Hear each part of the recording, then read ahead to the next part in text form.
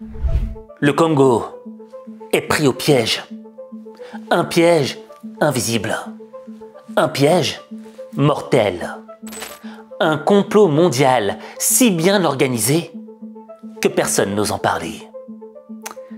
Mais la question c'est pourquoi? Pourquoi un pays qui possède toutes les richesses dont le monde a besoin est-il condamné à la misère?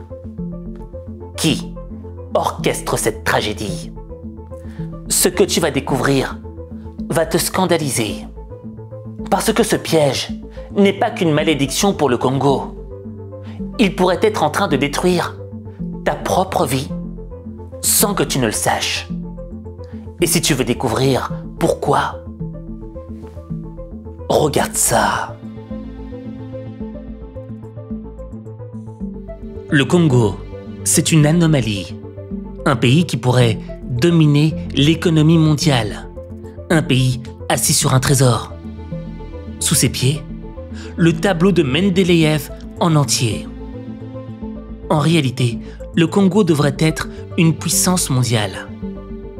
À l'échelle mondiale, c'est le deuxième pays le plus riche en ressources naturelles du monde, juste après la Russie. Il possède tout ce dont l'humanité a besoin pour avancer. Or, diamants, pétrole, uranium, cuivre, coltan, cobalt, lithium, et j'en passe.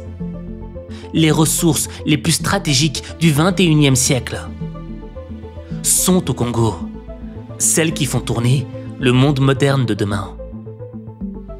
Et chaque jour, tu les utilises sans même le savoir. Sans le Congo, pas de smartphone. Sans le Congo, pas de batterie pour les voitures électriques. Sans le Congo, pas de transition énergétique. Le coltan, ce minerai qui fait fonctionner ton téléphone, vient à 80% du Congo. Le cobalt, indispensable aux batteries de voitures électriques, vient à 70% du Congo. Et en plus de ça, du pétrole, du gaz et des terres rares. Au fait, le Congo, c'est l'épine dorsale des technologies modernes.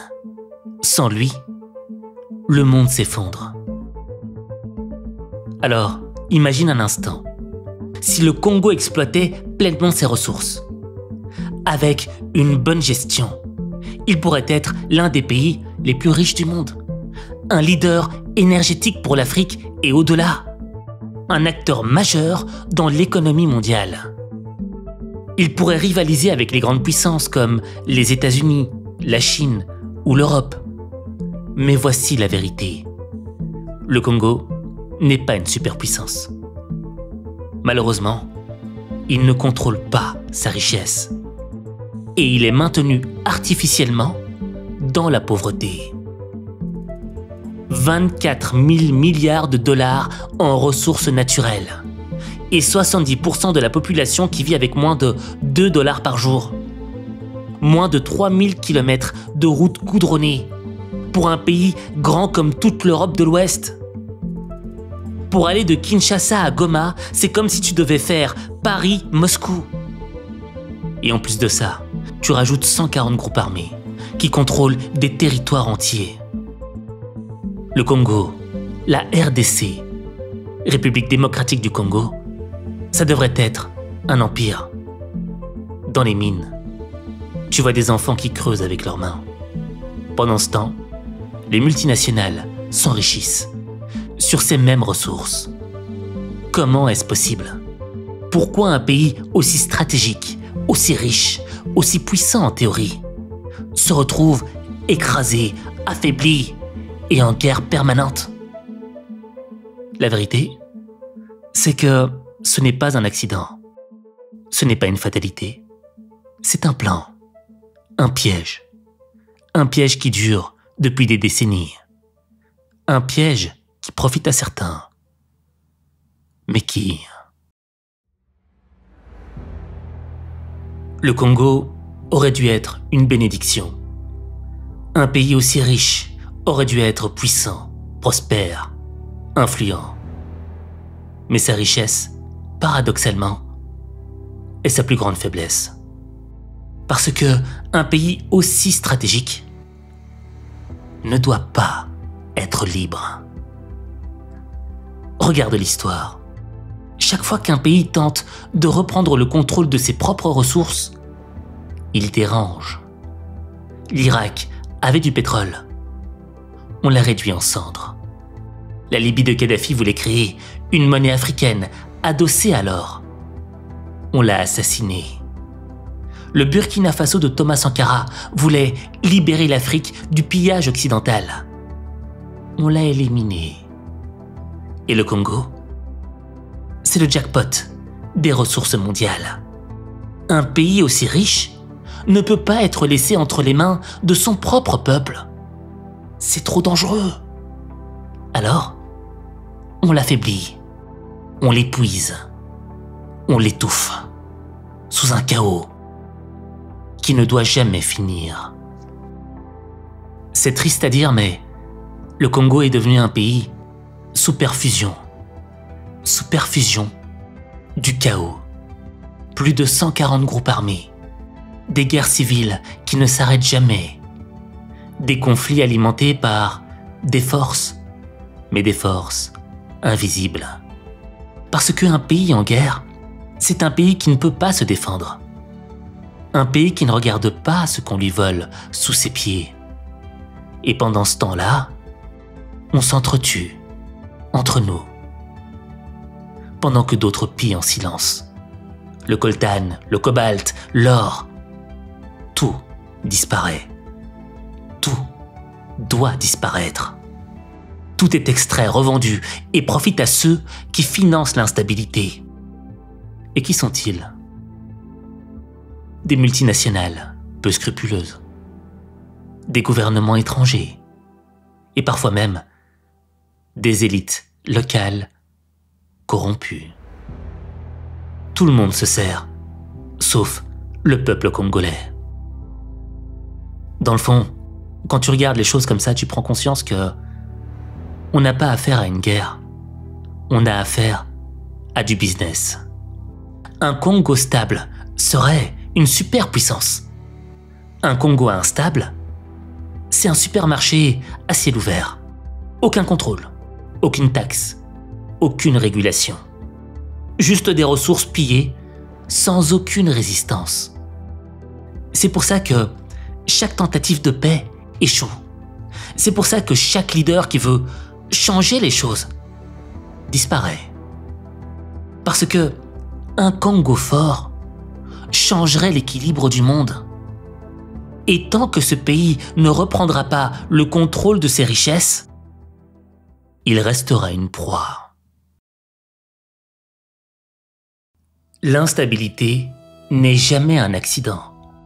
C'est toujours une tactique. Retiens bien cette phrase. Le Congo ne profite pas de ses richesses. Mais alors, qui en profite ? Regarde bien. Chaque guerre, chaque rébellion, chaque coup d'État, il n'arrive jamais par hasard. Il y a toujours les mêmes mécanismes, toujours les mêmes acteurs dans l'ombre. Et le chaos, il a un avantage. Quand un pays est instable, déséquilibré, quand un gouvernement n'a plus aucun contrôle, les multinationales font ce qu'elles veulent. Elles exploitent les mines illégalement. Elles payent des rebelles pour sécuriser l'accès aux ressources. Elles financent des politiciens corrompus pour garantir le silence. Résultat, le peuple, lui, meurt de faim. Pendant qu'un petit groupe d'élite, s'enrichit à l'infini. Ça, c'est pour les multinationales. Mais t'as aussi les pays étrangers. Ceux qui ont un intérêt à un Congo faible. Parce que la RDC, elle possède 9 frontières. Et certains voisins ne veulent pas d'un Congo fort. Pourquoi ? Parce que la moitié de leur économie repose sur les ressources congolaises. Raison pour laquelle certains exportent des ressources qu'ils n'ont même pas dans leur propre pays. Tout est trafiqué, transformé, blanchi. Tout ça avec la complicité de certaines puissances mondiales. Et il y a aussi une arme une arme toxique, celle de la dette. L'arme invisible et toxique qui maintient le Congo à genoux. Certes, on pourrait croire que la colonisation est finie, mais elle continue sous une autre forme. La dette. Les institutions financières internationales prêtent de l'argent au Congo. Mais ces prêts ne sont jamais faits pour être remboursés. Non. Pourquoi ? Parce qu'un pays endetté n'est jamais indépendant. Il doit obéir. Il doit suivre les règles. Il doit laisser ses richesses partir sans protester. C'est un piège parfait. Un piège qu'on ne voit même pas.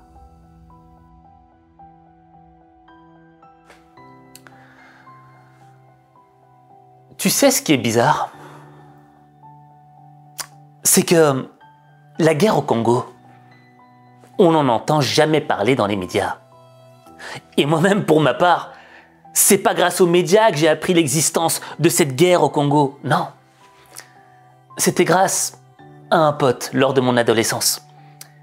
Il était venu tout droit de Bek, Bukavu, le Kivu, au Congo. Et je me souviens que, au niveau des matières, il nous écrasait tous. Il était meilleur que nous. Il se foutait de notre gueule tellement qu'on était bêtes. Mais pourquoi ? Il y avait une différence entre mon pote congolais et nous qui avions grandi en Europe. La différence, c'était la perception du monde. Je m'explique. Un jour, il m'a dit, il m'a raconté ce qu'il avait vécu au Congo, quand il avait dû fuir en pleine nuit et marcher des kilomètres durant sans s'arrêter avec sa famille. Pourquoi ? Parce qu'il y avait des rebelles armés qui étaient arrivés dans sa ville et que s'il y restait avec sa famille et tous les autres qui y habitaient, ils étaient tous finis. Alors imagine-toi quand t'es un gamin qui a entre 10 et 11 ans et que tu dois fuir parce que tu sais qu'il y a des gens là-bas qui sont prêts à te tuer, toi et ta famille. Quelle est ta perception du monde ? Elle est différente de la mienne. Petit enfant pourri gâté, tu vois ce que je veux dire ? Qui a tout ce qu'il veut à sa disposition. Qui est nourri par ce que la télé lui apportait. Moi, à l'époque, j'étais nourri par Love Story, par toutes les conneries que je voyais à la télé. Je pensais que c'était ça, le monde. C'est pour ça que j'étais nul à l'école. Ça n'avait pas de réel intérêt pour moi. Mais mon pote congolais, l'école, pour lui, c'était extrêmement important. Parce que l'école, c'était le lieu où il pourrait avoir assez de connaissances pour pouvoir s'en sortir dans la vie et devenir indépendant et bâtir une vie en sécurité avec sa famille. Tu vois la différence de perception du monde ? Et tu sais, quand je repense à ce passé, je me sens pas coupable. Non, je me sens responsable. C'est différent. Parce que ce pote a fait naître en moi une certaine conscience du monde. Et ce dont j'ai pris conscience, c'est que, tu vois, lorsqu'on regarde la RDC, le Congo, on voit que l'objet de cette guerre, c'est quoi ? C'est de maintenir le pays dans une certaine instabilité pour faire en sorte que l'État, dans le fond, le gouvernement, ne soit jamais assez fort pour structurer le pays. Parce que là, c'est open bar, tu vois. On peut se servir autant qu'on le souhaite. On ne doit rien à personne. Eh bien, cet état de fait du Congo, on peut le retranscrire dans nos propres vies à nous. Tu vois, nous aussi, on a des éléments extérieurs qui viennent perturber, distraire notre développement professionnel, notre développement personnel, faire naître la meilleure version de nous-mêmes. Et dans le fond, on est en guerre sans en prendre conscience. Je vais te poser une question. Combien de fois tu as décidé de ne pas travailler, de faire un pas de côté, d'abandonner, d'accepter la défaite? Parce que tu as été distrait, parce que tu as perdu le désir, parce que tu as commencé à moins croire en toi, alors que dans le fond, tu savais pertinemment bien que tu avais toutes les capacités pour y arriver. Mais tu t'es pas donné en entier. Et quand tu y repenses, tu regrettes, tu te sens coupable. Je te parle, mais moi, c'est mon cas. Ça m'est arrivé plein de fois. Mais ce dont je prends conscience, c'est quoi? C'est que le Congo, il est saboté de l'extérieur, tu vois? Mais nous, parfois, on se sabote de l'intérieur. Et quand tu refais le parallèle avec le Congo, à partir du moment où tu es en instabilité, où tu ne contrôles pas ta vie, tu ne contrôles pas ton pays, qu'est-ce qui se passe? Ben, il y a quelqu'un d'autre qui est là pour le contrôler à ta place. Il y a quelqu'un d'autre qui est là pour t'exploiter et profiter de tes richesses, pendant que toi, tu les regardes filer sous ton nez. Ce qui arrive au Congo, c'est ce qui nous arrive nous-mêmes dans nos propres vies. On ne veut pas contrôler nos vies, parce qu'on s'auto-sabote. Et on s'auto-sabote tellement qu'on ne prend même pas conscience que c'est du sabotage personnel. Et dans nos vies, on est en instabilité.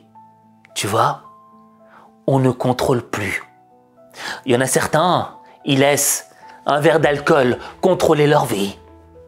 Il y en a d'autres, c'est des joints.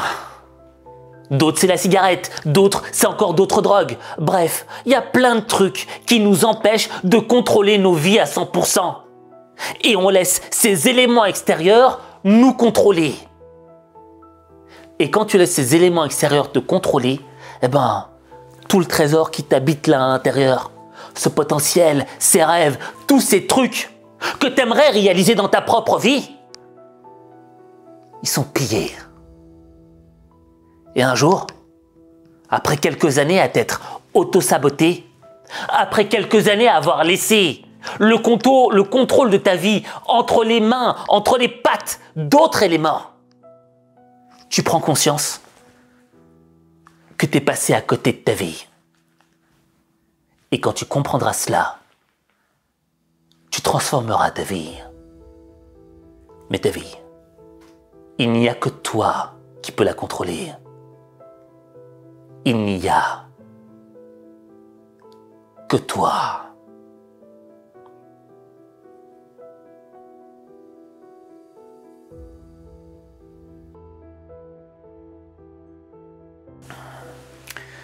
Je ne sais pas si tu as remarqué, généralement à la fin de mes vidéos, je dis « il n'y a que toi qui peux transformer ta vie ». Mais là, inconsciemment, j'ai dit « il n'y a que toi qui peux contrôler ta vie ». T'as vu l'importance du truc? Je vais te poser une question, mais sois sincère avec toi-même. Est-ce que t'as pas le sentiment parfois que tu perds le contrôle? Est-ce que parfois t'as pas le sentiment qu'il y a quelque chose d'autre, quelqu'un ou un objet ou un truc qui contrôle ta vie? Et quand tu sens que tu contrôles pas ta vie, est-ce que t'as pas le sentiment d'être un loser? Je te pose la question parce que moi-même parfois ça m'arrive. Mais c'est pas parce que ça t'arrive que tu es coupable. Comme je te l'ai dit tout à l'heure, on n'est pas dans la culpabilité, non. On doit être dans la responsabilité. Et la responsabilité, c'est quoi? C'est être conscient que oui, certes, parfois on fait des erreurs. Mais parfois ces erreurs, on ne les fait pas intentionnellement. C'est pas qu'on a le mal qui nous habite, non. C'est que parfois, on est faible. Et que on peut succomber à certaines choses qui sont pas bonnes pour nous. On peut prendre des chemins, des voies qui ne sont pas bonnes. Mais hors de question de se culpabiliser, non. Se culpabiliser, c'est rester dans le fond du trou et pleurer sur soi-même, se cracher sur soi-même, se fouetter et se dire qu'on n'est pas un bon. Non, on est bon, toi et moi. Mais on est dans cette vie pour s'améliorer. Alors on décide de se responsabiliser. Et la première action de responsabilisation que je vais te demander de faire, c'est d'écrire en commentaire Congo. Je répète, Congo. En écrivant Congo, tu introduis dans ton cerveau mon pote congolais qui venait de Bukavu, celui dont je t'ai raconté l'histoire. Et chaque fois que tu auras le sentiment que tu perds le contrôle de ta vie, chaque fois que tu seras un chemin où tu sais que tu n'es pas censé être là parce que c'est pas ce chemin-là qui va t'amener vers la meilleure version de toi, c'est pas ce chemin-là qui va te permettre de réaliser tes objectifs, tu repenseras au Congolais qui est là dans ta tête. Et tu te diras, certes, ma vie n'est peut-être pas facile, mais je sais que d'autres ont une vie beaucoup plus difficile. Pourquoi ? Parce qu'ils n'ont pas la possibilité de contrôler leur environnement. Tout est fait pour que leur pays, leur environnement, soit instable. Et on se moque de leur vie à eux. Ce qui compte, c'est les intérêts propres de certains. Bah, tu vois, la chance qu'on a, toi et moi, c'est que on vit dans des environnements qu'on peut contrôler un peu plus. Des environnements qui peuvent nous permettre de nous concentrer sur nous, notre être, sur ce qu'on est, sur ce que l'on veut devenir.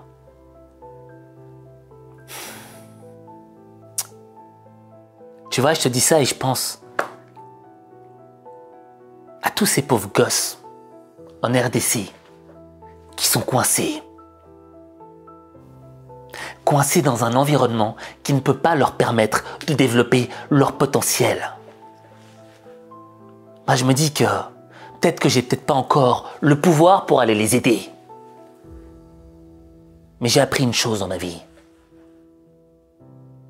Celui qui est maître de lui-même est plus puissant que celui qui est le maître du monde.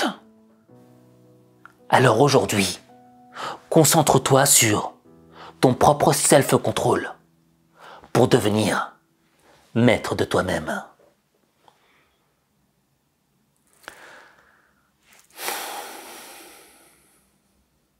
Tu veux augmenter ta confiance en toi? Tu veux programmer ton cerveau pour réussir? Tu veux être motivé au quotidien? Alors, rejoins-moi dans le club des lions au mental d'acier, le Lions Club. Inscris-toi gratuitement.